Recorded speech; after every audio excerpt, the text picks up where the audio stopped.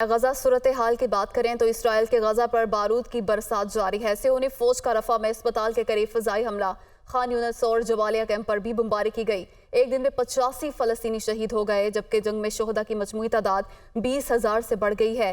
8,000 بچے اور 6,000 سے زائد خواتین شامل 52,000 سے زائد افراد زخمی ہیں۔ غزہ میں مواصلاتی نظام اور انٹرنیٹ سروسز ایک بار پھر بند کر دی گئیں۔ صہیونی فوج کا رفح میں اسپتال کے قریب فضائی حملہ۔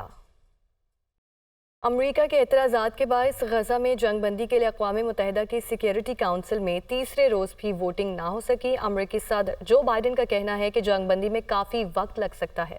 امریکی وزیر خارجہ کہتے ہیں کہ تنازع کو حل کرنا ہماری اولین ترجیح ہے۔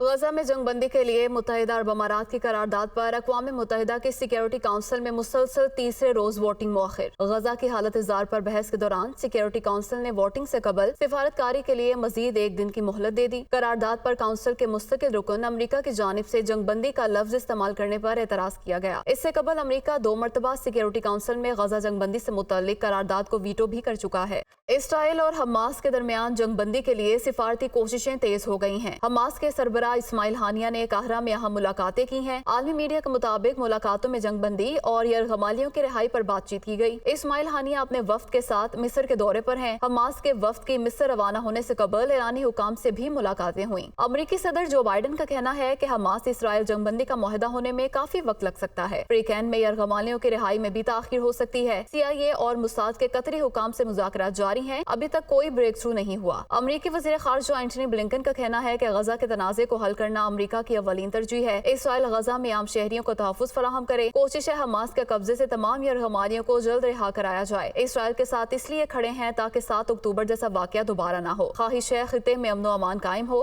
یمن میں سرگرم حوثی باغیوں کے سربراہ نے امریکہ کو دھمکی دی ہے کہ وہ یمن کے خلاف نیا محاذ کھولنے سے باز رہے۔ عبدالمالک الحوثی نے کہا کہ اگر امریکہ نے یمن کو نشانہ بنایا تو بحیرہ احمر میں اس کے بیڑے تباہ ہوں گے۔ امریکہ کو افغانستان اور ویتنام سے زیادہ نقصان اٹھانا پڑے گا۔ دوسری طرف لبنان اور اسرائیل کے درمیان کشیدگی میں بھی اضافہ ہو گیا۔ لبنان جنوبی بارڈر پر جھڑپیں جاری ہیں۔ اسرائیل نے شہری علاقوں پر فضائی حملے کیے اور دعویٰ کیا ہے کہ حزب اللہ کے کئی ٹھکانے تباہ کر دیے ہیں۔